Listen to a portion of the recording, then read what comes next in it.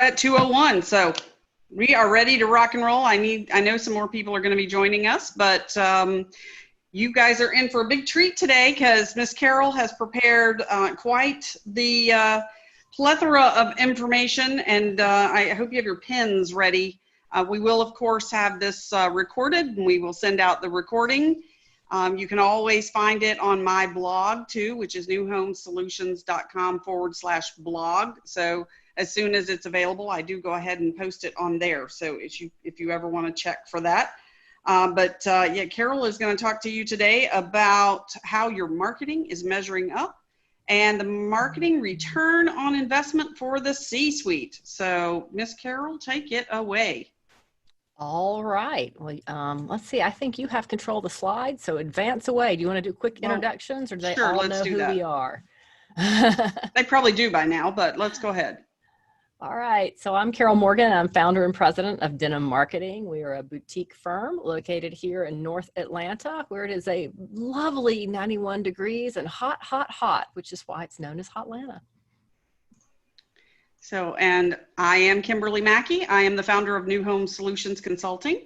I am a sales and marketing management consultant, and I like to say that I'm the person who comes in and makes sure that sales is the engine that's driving the train, rather than what's running it off the tracks. So anything strategy-wise, sales and marketing strategy-wise, and management consulting, that's what I do for builders. And I do also run a program for a large brokerage, a preferred builder program here for Berkshire Hathaway in the Central Florida, Tampa Bay market. So we'll keep going, Miss Carol.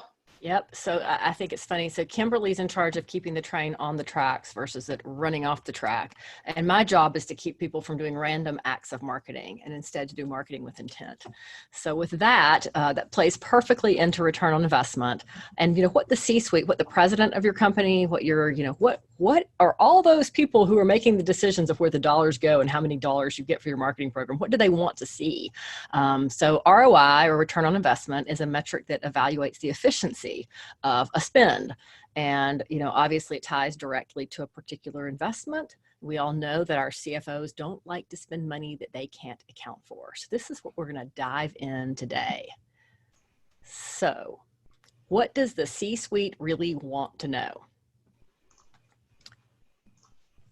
Did it work? What did it cost? What's their return on investment? How many sales did you get? And then what else do they want to know? What they really want to know is, did it work? How many sales can be attributed to it? And we're going to talk about what else they might want to know, and then talk a little bit about how you can put reports together for them so that you can prove your worth. Well, and also maybe find out for yourself, is what you're doing working, right?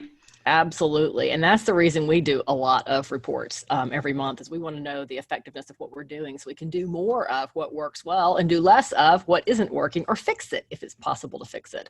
But leads, obviously everybody wants more leads. You can refer to a lead as, the contact information that you get. And in some cases, it's the demographic information of the customer. It tells you what they're interested in, what product or service. There are sales leads and there are marketing leads. And Kimberly and I are going to talk a little bit about the differences and similarities in those today, because even within our industry, we all use different terms for leads, and whether it's a sales lead or a marketing lead and how we work with them. A marketing lead is typically someone who's expressed interest in your product or in your community, and they have visited your storefront or somehow made contact with you online. Well, I can't get the slides to move forward. Sometimes they cooperate and sometimes they don't. Here we go. So in a qualified lead, in my vernacular on the sales side, is I want a buyer who's ready, willing, and able. And by able, what time frame? Are they going to be able to buy right now? Are they going to be able to buy in 6 months? Is it 2 years out? So what semblance of qualified are they?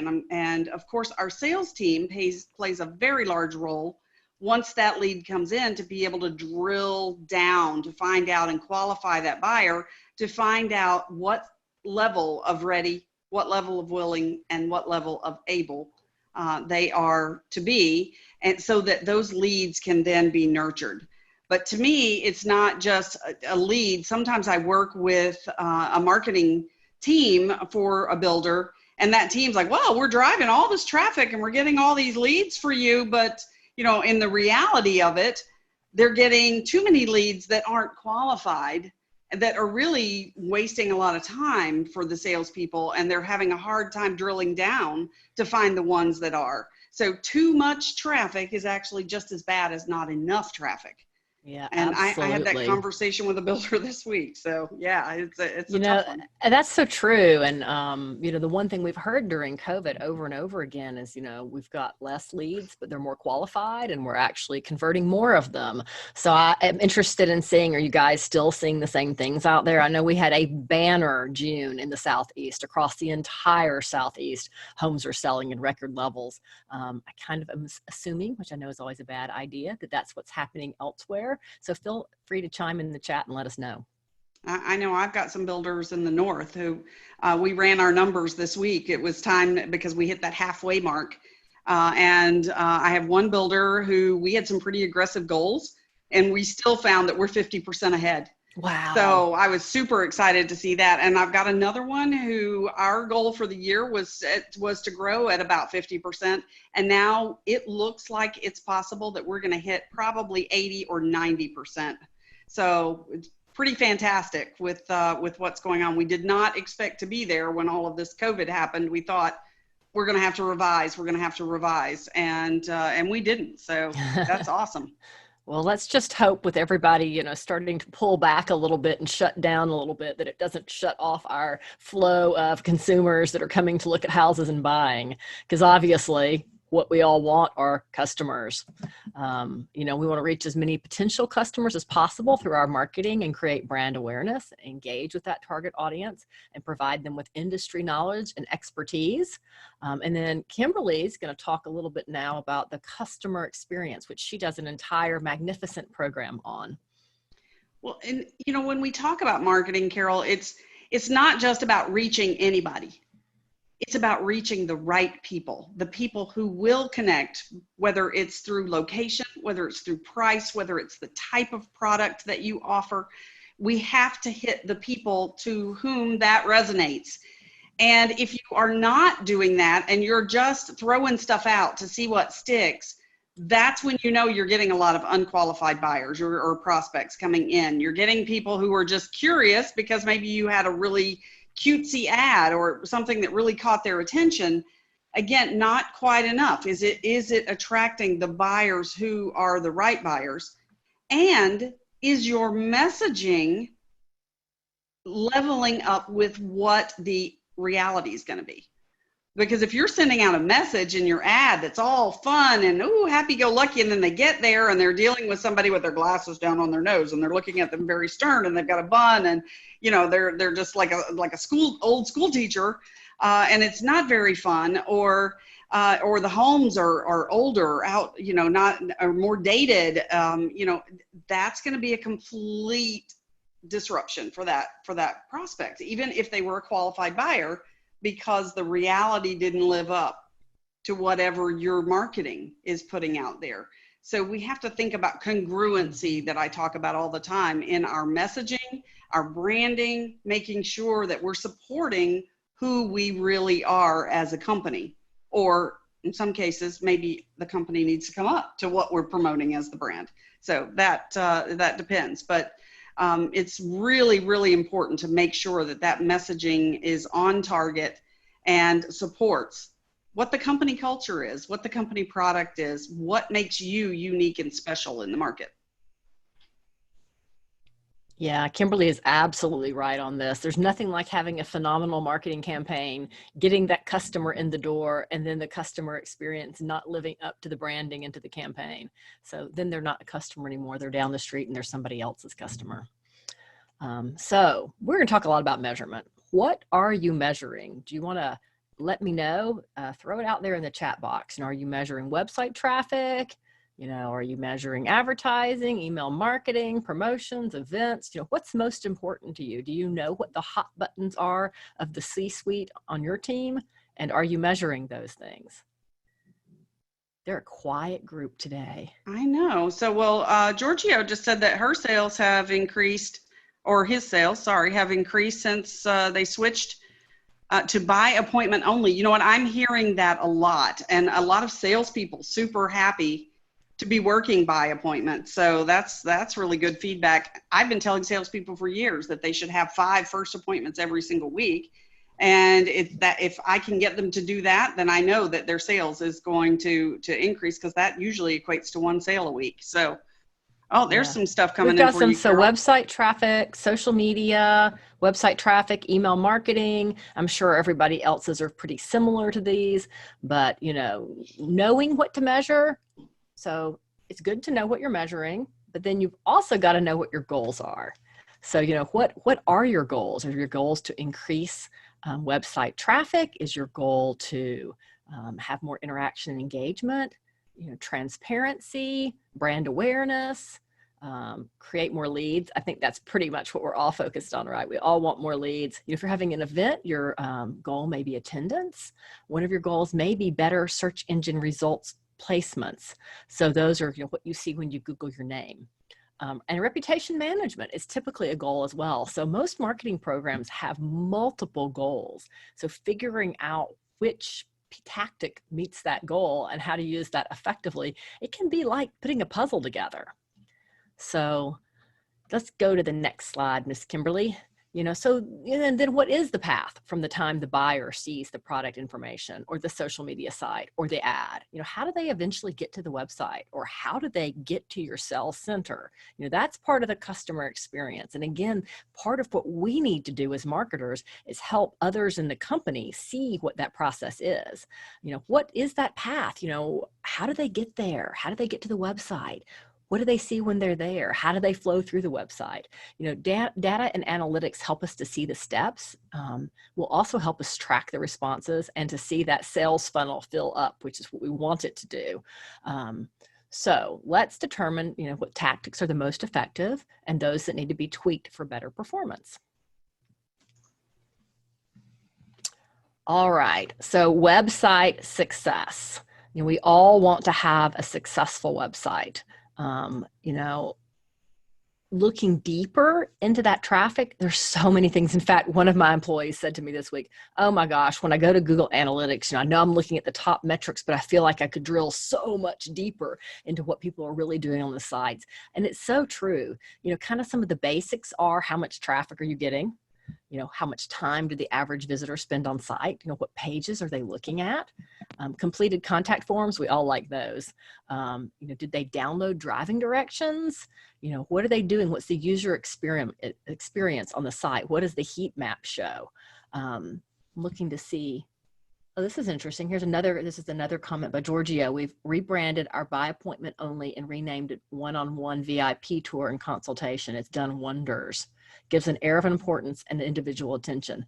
I love that. And talk about marketing. Marketing that differently makes people feel important, and they like that one-on-one attention. And I suspect with COVID still kind of raging out there, that people want to make sure that they're having a one-on-one experience. So I think that your sales numbers and the fact that you've got all these tours proves that that's working, and that's the metric you're looking for with that one-on-one appointments, is seeing more of those. So congratulations on that. I like that they added and consultation. So it's not just a tour. There's a goal here in mind. We're gonna consult about what your needs are for your home, because there is a difference. In apartment world, we take tours, right? And and like when they sell RVs and things like that, they talk about the tour. But if your goal is to have a tour, well, that's probably what you're going to get. You're going to get a lot of people looking, but a consultation, now that's more important. So I like that you added that in there. That's really cool. Yeah, I like that. Yeah. And that's probably something you can also measure from your website traffic. You can look at how many people are clicking on that button and signing up and asking for more information, or clicking to call, or however you're encouraging them to do that. All right. So on your website traffic, what are you measuring, and how can you make smart decisions from this data? The big thing that we really want to look at, in our industry is year over year, not just month over month traffic. You want to look at them both. So there's different reasons for looking at them. So, month over month, if your traffic's down this month from last month, then why? Is that cyclical? If you're going from, say, October to November and your traffic goes down, that's pretty normal in the Southeast, because as it cools off, so do our buyers. But it could be something as simple as you sold out of 2 or 3 communities, so your traffic's down. But knowing why is important. It's always the why, not just that it did it, but why it did it. And is it something that we can affect and make better? Year over year traffic's important, because we want this year to be better than last year. So how is that trending? And I don't know if you guys are all tracking your website, but we're seeing phenomenal traffic. March kind of dropped off a little bit, but April, May, June, traffic and sales are out the roof. In fact, I just looked at the traffic to the Denim Marketing website, because we were entering our COVID webinars in an award, and our traffic was up, I think it was 5 times over last year for the same time period, because we did that COVID webinar series and more people were looking for us. Yeah, so mine too. I know Kimberly's was up too. So I'm assuming that you guys have crazy good traffic too, just, based on the fact that our traffic is good, and I'm seeing lots of great traffic across the whole US. Let's see. Did you see Aaron's question? Yeah. Aaron says 3,480 visitors to their site in Q2, but only got 51 leads. How can I create more calls to action without being annoying? Well, I would literally put a call to action of some sort on every single page. And I don't know that it's annoying, but things like download, driving directions will let you know that they're interested in buying. Not everybody's going to fill out that contact form, and we have some ideas on contact forms and how you can get more people to fill them out later. We're going to talk about that, so we'll hold that part B of the answer to that till we get to that slide. Let me chime in there. Yeah. So Aaron too, it's not about being annoying, it's about thinking about it from the customer experience. If I have to click through three clicks in to find what I need versus having the button right there that gives it to me. So sometimes we think we're being pushy and we're being annoying, when in fact, think like a customer and think, hey, if I needed this information, where would I look for it on the website? Do I have a button? Do I have a place to click to get me to where I want to be in the least amount of clicks possible? Because if they've got to click 3, 4, 5 times, you've lost them. Your bounce rate's going up sky high. I'm not a marketing company, but even I know that. Yeah. So make it easy for them to get to where they want to go. Think about that user experience. Yeah, absolutely. And think about it when you go shopping for things. What's your level of, frustration if you can't find what you're looking for in 2 or 3 clicks, or, you can't find it in the size you want, or their search function doesn't work well. The same things that frustrate us when we go shop on retail sites frustrate our buyers when they come to our sites. And back to traffic, you want to be trending up month over month and year over year, if at all possible. It's not going to always trend up month over month, because our industry is definitely cyclical. Knowing where your traffic comes from is important. Is your most successful traffic from organic? Typically it is, but you might get the most traffic from advertising. So your Google pay-per-click or your Bing pay-per-click or your, ads that run on an ad network might send you the most traffic, but it's typically not going to be the most qualified traffic. We see the qualified traffic coming from organic, from direct, obviously, because they always know who you are, and then from social. So it's always just interesting to me to see where that traffic is coming from to the websites, how much of it's there, and then what's really converting. Another metric you probably are looking at is new traffic versus returning traffic. Works. Oh, there you are. We lost you for a minute. Weird. I'm sorry. I didn't lose you guys. Strange. Sorry about that. So I don't know what you missed, but we'll just keep going. New versus returning traffic is important as well. And what that tells you is, how many new people who've never seen your site before have you attracted to your site? Again, this is something we're seeing go up during COVID. I know for the Denim Marketing site, for the 5 months or so I just looked at, 85% of our traffic to our website was new traffic. So I thought that was awesome. I gave myself 5 stars for that. Then the other thing you want to look at is mobile traffic. How much of your traffic is from mobile? We're seeing that at 60-40 in a lot of cases, 60% mobile, 40% desktop. Some people are still closer to 50-50. But knowing that and knowing that you really need to think about that mobile first experience, because we're all shopping from smartphones, is important to keeping people on your site, while they're out and about. We're getting lots of good comments here. So let's see, our social media campaigns have the links directly to the page section of the site I want them to go to. Yes, and that is absolutely best practice, Giorgio, for social media. You want to send them directly where you want them to go. Pay-per-clicks and boosted Facebook and Instagram ads always increase our bounce rate by 15 to 20%, and it's totally acceptable. And more posts and pay-per-clicks are hitting in the afternoon, because with the country reopening in most areas, people are back and looking for new homes after they get home from work. Yeah, that's interesting to see. And I think it's fun to look at time. What time are the most people on your website, which is a point that he just brought up. Knowing that can also help you to know when you should push out any changes. If you've got something important coming up, maybe it doesn't have to be on your site by 8 a.m. Maybe it needs to be on your site by 3 p.m. But that can help you with your workflow as well. All right, let's look at top content. Again, what are you measuring for top content? What are your top landing pages? Have you launched a new community or a new product that isn't performing as well on your website as you think it should be? Why is that landing page not performing? Is it because the content there or the images there aren't what they expect? What can you do to change and tweak that? What is the top content on your website? It's interesting. We almost always see that photo galleries are the top content, the homepage and then photo galleries. Everybody wants to see the photos. Are your top blog posts, what are those?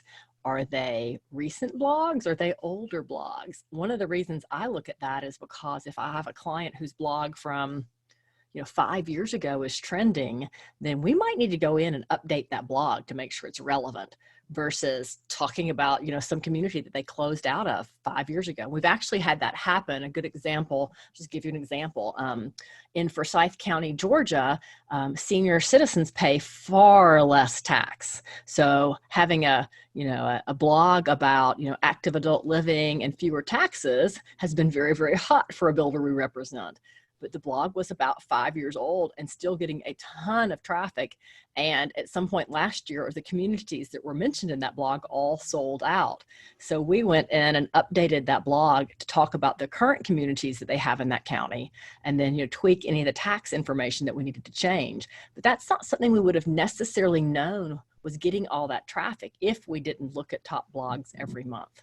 So that's part of why I do that. So, and if I know that perhaps we've written something on recycling Christmas trees that ranked really high in Google, I'll make a note that we're going to want to update that blog, in October, November, December, before people start searching for recycling Christmas trees again. So that's why you look at that content that way. Same for top products. You want to know what those are. All right, so we've talked some about measurement. We're going to talk some more about measurement. How much time do they spend on your site, and where do they spend that time? Overall, how long do they stay on your site, and how much time do they spend on individual pages? Again, this is a great way if you're trying to figure out what home plans a buyer likes or what communities they like. You can look and see, if you have one community that's time on site is way higher and others that are way lower, maybe the time on site's higher because they can't find what they're looking for, or it could be high because they've found exactly what they're looking for and want to dig into it. So figuring that out and knowing why they're spending time on those pages is good to know. Where they spend the most time, what else can you learn from where they spent time on your site, right? And has this changed because of COVID? I'm real interested in knowing, how are those virtual tour pages, performing compared to photos? I suspect that they're starting to come on up there as far as time on site if you have virtual tours on your site. It's really interesting, and I was working with a builder this week that we have just added interactive floor plans, and that was a new thing for them. And normally it takes time for pages to start to rank and see. It was almost instant.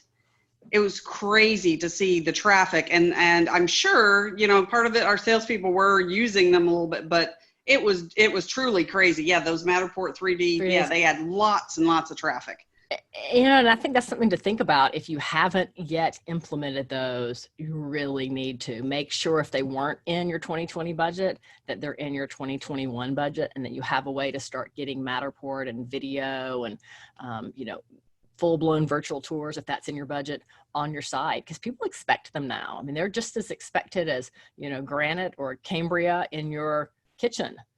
They're just not going to, they're not going to settle for no video. They want to be able to completely shop you at home now, narrow it down to 2 choices, and then go look at those 2 choices. They're not narrowing it down to 3 or 4 or 5 communities anymore. They may just be narrowing it down to 2 homes. All right, so let's take a look at website contact forms as promised.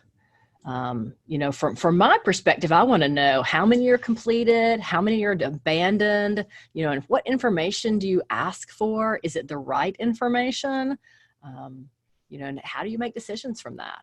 I know Kimberly has some ideas about, you know, how you can use forms differently, and she's worked a lot on this because it definitely does impact that buyer. So, and again, I'm not a marketing company, but one of the things that I encourage my builders to do is to have contact forms readily accessible on every page on their website. So it may be that it's a short contact form if it's on a floor plan page. So if they're particularly interested in one specific floor plan and they want more information about that floor plan, that's helping us to drill down. It tells us a whole lot about that particular buyer. So we don't need a long form on that. But I also like having a form that mirrors your registration form that you have in your sales centers, that your sales team is using as your long form. Now, I don't think you need all those questions mandatory. In fact, I strongly suggest that you don't. But all up until maybe a few years ago, I'd been told just get name, rank, serial number, right? You wanted their name, you wanted their contact information, whether it was an email or a phone number, and don't worry about anything else. Well, I disagree with that now because I've seen time after time, people will give you the craziest information if you just ask for it. So, but again, you can't make it mandatory. You need their name, you need their email, and preferably a phone number, although a lot of times if they're not truly engaged, they'll give you a fake phone number. But when they start filling out that long contact form, now that's a hot buyer. That's a buyer who really wants the information. And if you get one of those contact forms, your online sales counselor or your sales team or whoever is responding, you better be responding fast. Because that's a buyer who really wants information and wants to engage with you. So, you know, I kind of approach this differently now because I had a builder who insisted on this really long form, and I'm like, no, you don't want to do all of that. And he showed me how many people were filling out that form, and I kind of had a change of heart, and I've been testing it. I've tested it with builders who are they're custom builders, they're smaller builders. I've tested it with larger builders, and you know what? I'm getting the same result with every builder that we try it with. So I strongly encourage that you do make it easy for them to find out how to get more information, make it easy for them to fill out that form, make it, you know, drop downs and check boxes, and, you know, so they don't have to type in a whole lot of information. But it's crazy what people will tell you if you just give them a place to do it. Yeah, absolutely. And Giorgio comments to ask which home, which model, which community they're interested in. And, you know, and even if they don't know what they're interested in, that tells you something.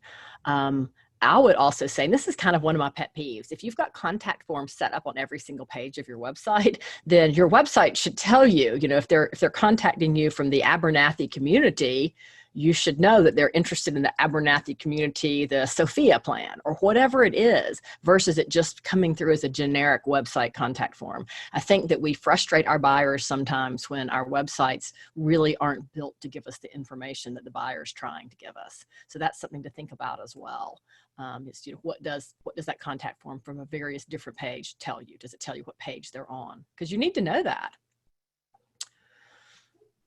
All right, then what else beside a contact form helps you to know what they're looking at. Anything they download, you should be looking at. Driving directions are an important metric for builders, because if they've looked at your driving directions, then they're probably planning to come see your model home or come see you in the sales center.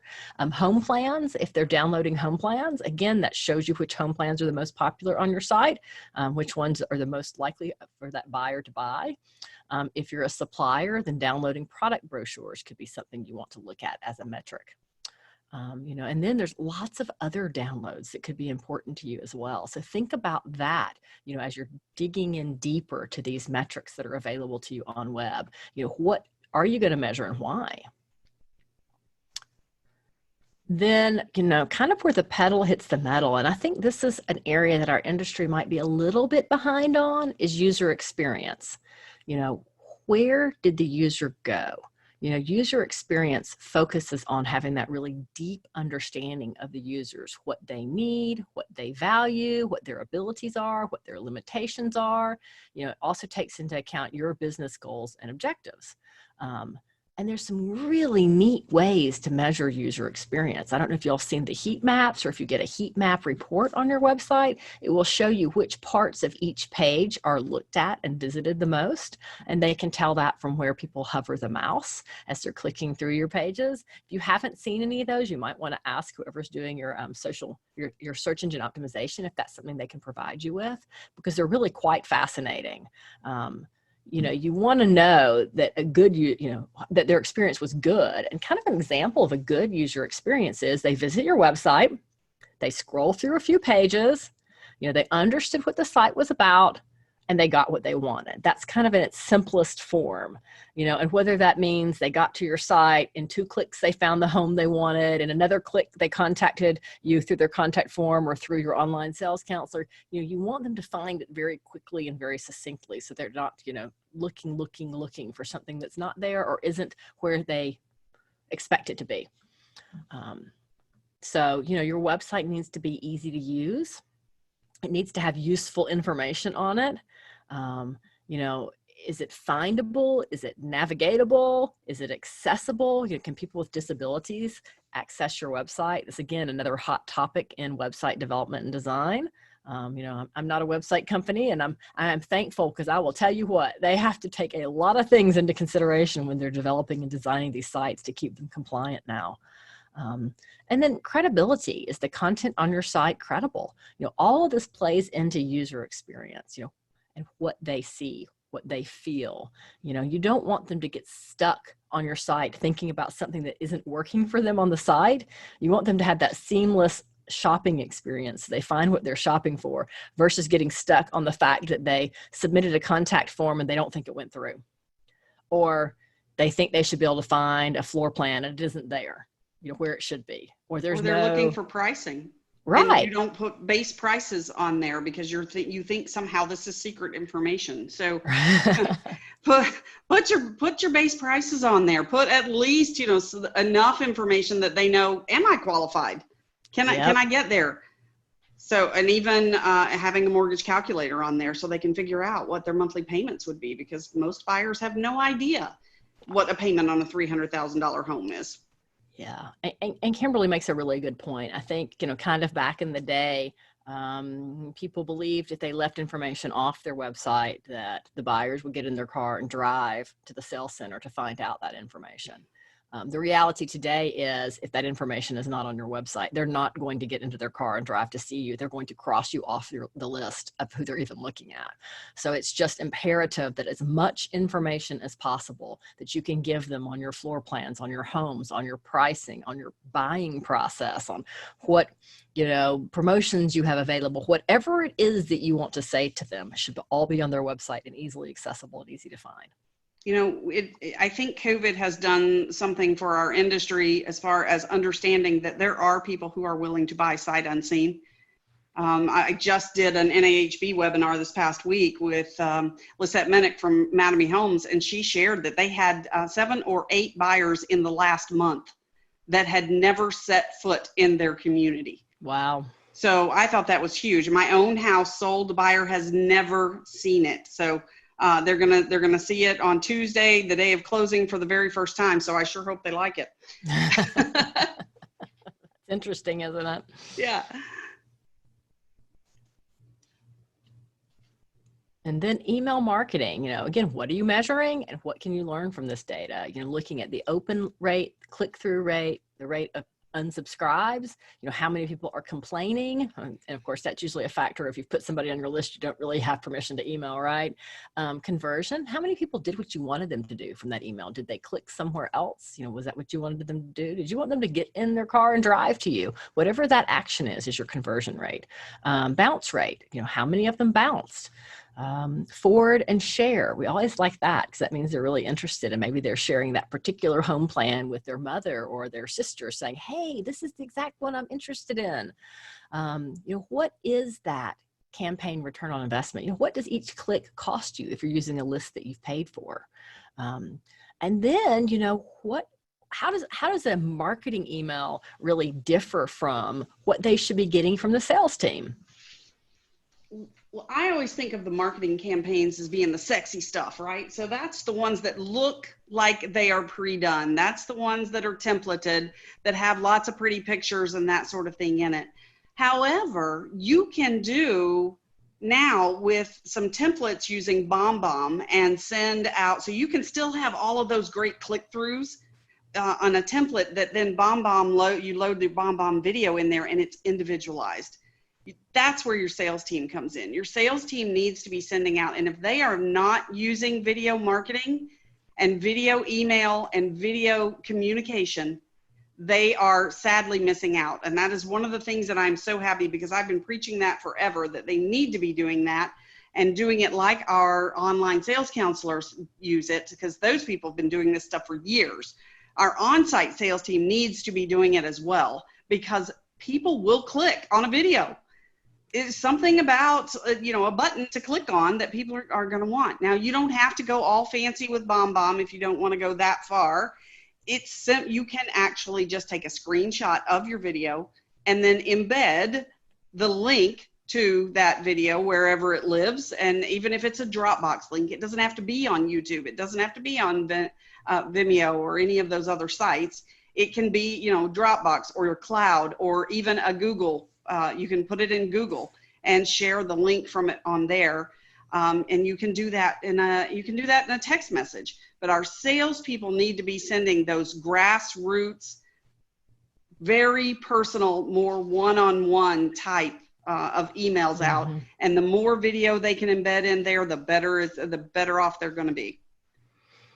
Yeah, and you look at the generations that are in the market buying now and how important video is to them. And it's clear that this is something we all need to do. Now that we've bridged the gap and we have video on our sites and we have virtual tours on our site, the obvious next step is, embedding those videos and sending them directly to the buyers, showing them what they're interested in during that buying cycle. And, email marketing is a huge place. We have room for improvement. We've just done a survey, and I don't know when we're going to release the results, but I was glancing through them recently, and it's amazing still, even in 2020, if somebody connects with our website, they may or may not get an email that's personalized from an individual. And even if they give a phone number, they're probably not going to get a phone call, even if you have an online sales counselor. Some really shocking statistics. So definite room for improvement there. And that, think about that. So if you're a builder, and I see we have quite a few of them on here, or you're the sales manager or the marketing manager, think of that cost per lead. So this is all about that return on investment, right? Yep. So every one of these leads costs you money, hard money.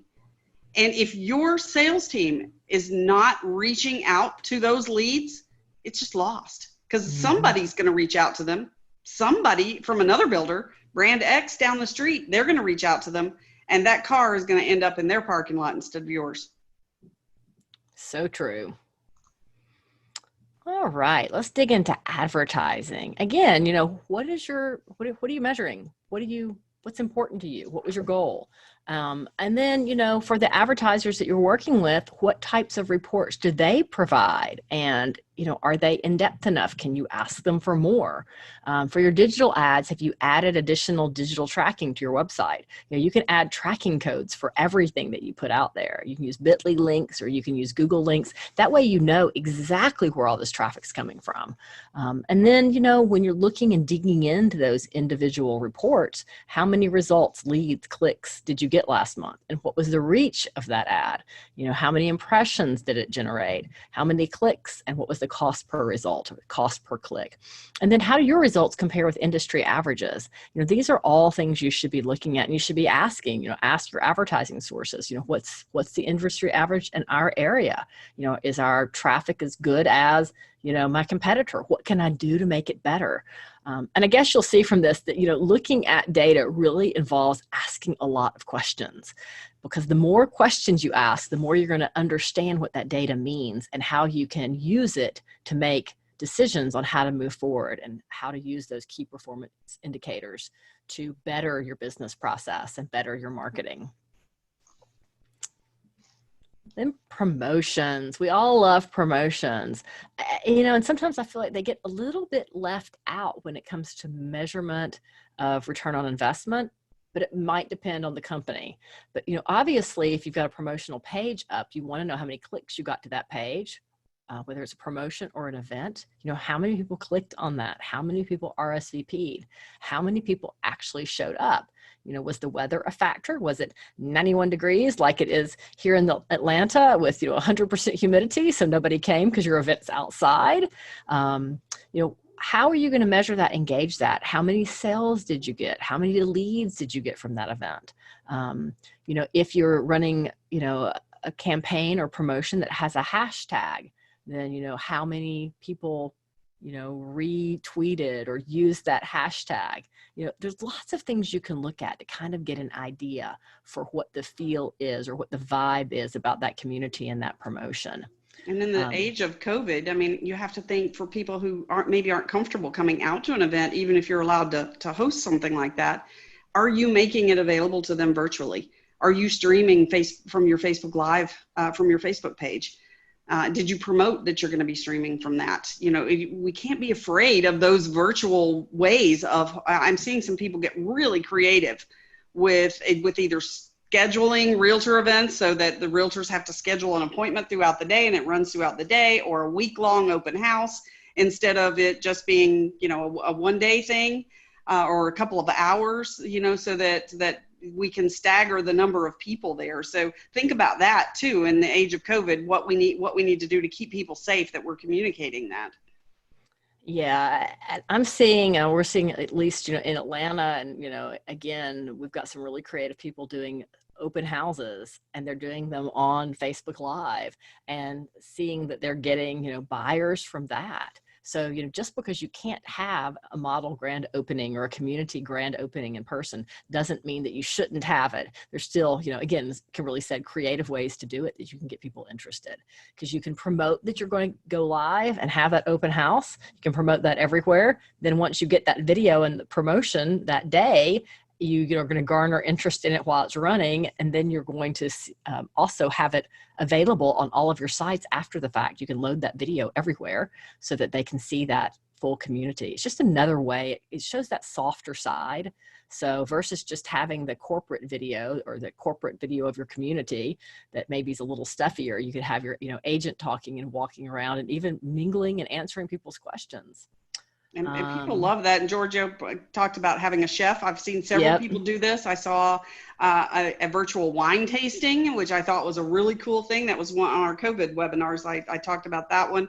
I've had people do their victory gardens. I love that one. In their COVID gardens, right? And all kinds of really cool, a pizza. We did a pizza, cooking event. So get creative, get some content in there that's going to have people that's going to cause a draw for people to come in, and maybe you get somebody who are just interested in whatever that content is, but you also are opening that up and branding yourself, even if you're not generating sales. And there is there's a huge room out there that we as builders don't always think of our brand and supporting our brand as important as how much traffic are we driving. Those are kind of two different objectives. Yep. Yeah, and the same is true on your social media. You've got multiple different objectives there. How many followers or likes do you have on each site? Are those increasing or decreasing? And that number's, not necessarily that important, but if you only have 100 followers on Facebook, then you're probably not going to get your messages out very far. So it does become a little bit important. Impressions, reach, and engagement, are those up or down? What's the sentiment of the people commenting on your post? Is there one particular post that accounts for the bulk of the actions on a site that particular month? Those are things you need to drill down in and to look at. What are the most popular posts? What are the least popular posts? And is there a why to that? Am I on the right slide for you? Are you on this slide? I'm on this slide. Did I miss a slide? Did I skip SEO? You skipped SEO. Oh, I was so excited about social media. I skipped SEO. I'm so sorry. We will go back and pick up SEO. So we'll finish social real quick though, then go back. So again, how effective is that traffic on your social media? Is it doing what you want it to do on the site itself? And what is it doing when it comes to your website? Because the measurement I like to look at, and I think is the most important, is how much social media traffic is coming to your website and what site is it coming from. Typically, it's going to be coming from Facebook. And you're probably driving it from Facebook to your site with Facebook ads. So, once they get to your site, what do? Are they filling out a contact form? Are they looking at multiple pages? How long do they stay? And what are you measuring? Social traffic today is hugely qualified. It's some of the best traffic we see. So getting that traffic from your Facebook page organically to your site, or getting it to your blog from Facebook, or running it to your blog from a Facebook ad campaign. Again, what's working for you and why, and how do you do more of what's working and less of what is not working? All right, so let's go back up and grab SEO. Right, sorry about that. SEO, so search engine optimization, this is the organic traffic on your website. What percentage of your traffic is organic? And can it be improved? What are you doing to improve that traffic? Are you blogging? Are you adding a quality blog or 2 or 3 a month to help with your site getting indexed for keywords? What keywords send traffic to your site? Even though Google Analytics doesn't give us quite as much information on keywords as it used to, there's still ways to figure this out. And it's something you should know. How is your site performing? How does it compare to your competitors in the marketplace? Who are you competing with for keywords that might not even be a competitor of yours? So search engine optimization it's probably, to me, the most esoteric thing out there. It's part science, it's part art, and it's a lot like making soup, because there are so many different pieces of the puzzle that go into making good SEO. It's everything from how long has your domain been registered, with GoDaddy or whatever registration site you're using, to how long does it take your page to load on mobile or on desktop. And then, how long do people stay on your site? What's your bounce rate? It all factors in there. And, having a good search engine optimization company that can help you with this is critical to success today. I guess just out of curiosity, how many people on this webinar today are doing SEO on an ongoing basis? Is that something that's, important to your team and something that you look at every month? You can just say, yes, we do it, or no, we don't. I'm just curious, because it's the one thing that we still see a lot, in traffic when we're working with builders. It seems to be missing. And typically, if somebody comes and hires Denim Marketing to do blogging and social media, that within a few months, I'm recommending that they also hire somebody to do search engine optimization. So Giorgio tells us it's a large part of their ad budget. And I know some of the rest of you guys on here are also doing SEO, because I know you. I don't know that anyone else is responding, so we will keep going. So we've talked about social media. We've talked about a lot of the different things you can be measuring, but we're going to go back to, having a plan. And what are your goals? And this is important for social media, and it's important for all of your marketing tactics. So, as you're thinking about what you're doing, each piece, each post, everything you put out there, think about what is the goal of this tactic? What is the goal of this post? Am I trying to increase my website traffic? Do I want more interaction engagement? Am I looking to be transparent and authentic?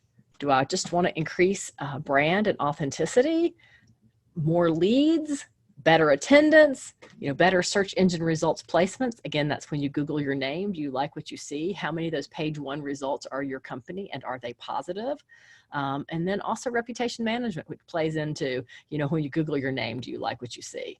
So having a plan for which of these goals are the most important to your company from a marketing perspective and from a sales perspective. You've got to have this plan. And maybe you don't have anything bad in your reputation, so that's not a goal at all. So maybe your goal becomes, leads and website traffic. Those are your top 2 goals. And then your third goal is brand awareness. It's going to be different for everyone on here. And it's going to be different depending on what tactic you use and, kind of what your business model is. But understanding that, having a plan and having a goal is going to help you get results that are measurable. And I say that because I have people who come to me and they're like, oh, well, we're going to Facebook campaign just like you told us to, but nobody clicked through to our website. I'm like, okay, well, did you have a way for them to click through your website? Was there a page to capture that data? Was there a landing page? And a lot of times the answer is, oh, I didn't think about that. So, thinking it through from start to finish of what is it that you're going to measure and why and how, and then building a campaign that supports that versus just doing marketing, not by intent. Marketing madness or random acts of marketing are hard to measure. So thinking it through and having a plan is really going to help. So we shouldn't just throw everything out there and see what sticks. Is that what you're saying? No, probably not. No. Because that gets really expensive and very chaotical. So, all right. So you have a marketing plan. You've got all these reports. You need to pull things together. How do you present this to your CFO or your president of your company or whoever is going to look at it and say, oh, you're doing a great job? I'd say the biggest thing is wrapping it up into an executive summary. So, you're going to drill through a whole lot more information than they're going to be willing to read unless they're just completely a numbers geek. And that happens too. So, coming up with the charts and graphs that best support what you want to tell them, breaking down each individual tactic into a cost per action, if that's what their hot button is, but then having an executive summary. Your executive summary could just be, this month we executed 2 press releases. One of them ran in the Atlanta Business Chronicle and the other one ran on Curbed Atlanta. Our top blog post, blah, blah, blah, just summarizing all of it. We ran an ad campaign that blah. So, a giant executive summary paragraph that tells them the highlights of that month. And then maybe even tell them some next steps based on the data that you're going to see in the charts below. We think we should X next, and here's why we think it. When you have charts and data to back up what it is you're looking for, it makes it a lot easier in most cases to get the money that you need to do that marketing. So you're not always beating your head up against the wall. Maybe you can just get one virtual tour up in 2020, but having the data from that virtual tour is going to help you have more budget next year for more virtual tours. And this is why it's so important to have your CRM fed with the right information. So how much did you spend on whatever campaign it is? How much are you spending on your SEO? How much are you spending on social? Have all of that already loaded in there and have it tied to your website so we can literally see each person that's clicking through and what's converting and follow the life journey of that customer all the way through. And you don't have to create all this stuff from scratch, because if you're working with a really strong CRM, that's going to provide all of this information for you, but only if it's attached to your website. Yeah, that is so true. And only if you're using it. So, yes, you have to be using it. And your salespeople have to be using it, which means somebody has to hold them accountable. Yeah, if you've got a CRM and you're not using it, you need to be using it. A lot of times, Kimberly or I will dive into a back end of a CRM system. Usually if I'm in it, it's because I'm setting up an email marketing program. You're not necessarily looking to see exactly what the agents are doing, but sometimes I go into CRM systems that, they're not even set up to do email marketing, even though they should be, and that they're capable of doing it because nobody's thought to use it that way. So having data and using data the right way is important. I spend hours every week doing this with my customers because it's so important that they know where their money is going. Yep. So, You know, and in 2020, we should know where our money is going because we have more metrics than ever. And I think honestly, it can be overwhelming. We have so much data out there that we can look at and digest and report on that you could really probably spend most of your time doing this. I would suggest that you set aside maybe, you know, maybe it's 2 hours, maybe it's half a day once a month to set up a report and to report on what you did the month prior, what worked and what didn't work. You know, if you have a marketing firm, that's something they should be doing for you. So if they're not, ask them to. If you are the marketing department and you don't have an agency and you need help and you want to see some examples, let me know that too, because I'm happy to help. You know, this is really where the rubber meets the road and where you prove your effectiveness as a marketer to whoever it is that is signing your checks and giving you a budget. All right, so just kind of in a review, you know, where can you find relevant marketing data? It is freaking everywhere. You know, it's in your email reports, it's in, you know, your advertising reports, it's on your website, it's in your social media. If you're using a social media kind of aggregator that you're posting from, you're going to have information and metrics there as well. So just really figure out what's important to you and what you want to know, and then go digging for that data. You know, how is the best way to report to the C-suite owners or company president? Again, I would say a summary, which even if you're creating a giant 20-page report for your information so that you can look back on it and make your decisions from it, you want to give them that top level summary. And then how do you utilize marketing analytics to make future decisions? I think once you start compiling marketing data and looking at it in a thoughtful, meaningful way on an ongoing basis, you're going to start to see those future decisions. I mean, almost every time I look at data, I see something go, oh, well, wait. Why did website traffic organic drop this month? Or, oh, look at that. This client's direct traffic is over the moon. What did they change? And we actually did have that happen. We have a client in Charleston, South Carolina, whose direct traffic has spiked for the last 2 or 3 months. And I'm like, what on earth did you do? Because, you know, direct traffic, somebody typing in your name, you know, they knew the name of this builder. And he had, before COVID hit, he had recorded a TV spot with one of the local TV stations. And because COVID hit, they hadn't been able to record a whole lot of those spots with other builders. So his spot was running over and over and over on this local TV station. And every time it ran, he got direct traffic from it, which is fantastic. And his, you know, he was getting more leads, more people calling. So knowing that, you know, seeing that and knowing the why will help you to replicate it, or help you to know if it's an anomaly that you probably can't replicate in the future. And it will help you to make better decisions for your future marketing and ask for more money for your marketing budget. So any more questions? While you guys think of questions, I'm going to see what Giorgio says now. Let's see, interesting side note. Facebook likes are not as important to us. We see people click on our links and go to our site, but not like the post. That is so true today. That's fine as long as they're going to where I send them. To me, that's more important than a like. I agree with that. You know, the nice thing about Facebook advertising is you can advertise to a group that doesn't like your page.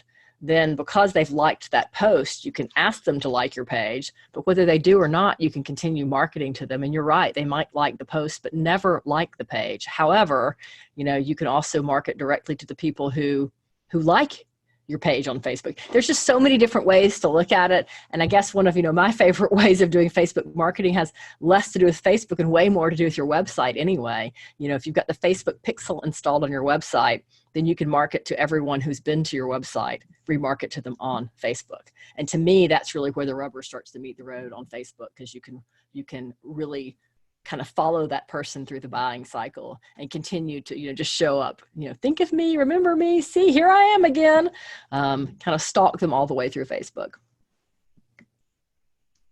All right. Diane Beaton says, thanks, ladies. Great stuff. Love you, Diane. Oh, and she's got to go get ready for a new PWB Council launch in Florida. Can't wait to hear about that. I know there's a whole bunch of new professional women in building councils launching all across the U.S. this year. So that's phenomenal news, especially with the craziness we have going on right now. See, business people are still doing business, even no matter what. So yep. We hope you will join us again. We've pared these back. We were doing them every week, but now we're only doing them once a month. So make sure you mark your calendar.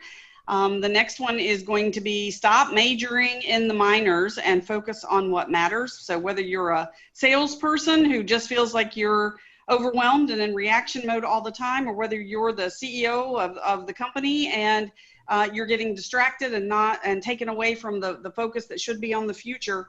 We're going to talk about techniques, tips to really figure out where you can get the most return on investment for your time and your expertise, regardless of what your position is in the company.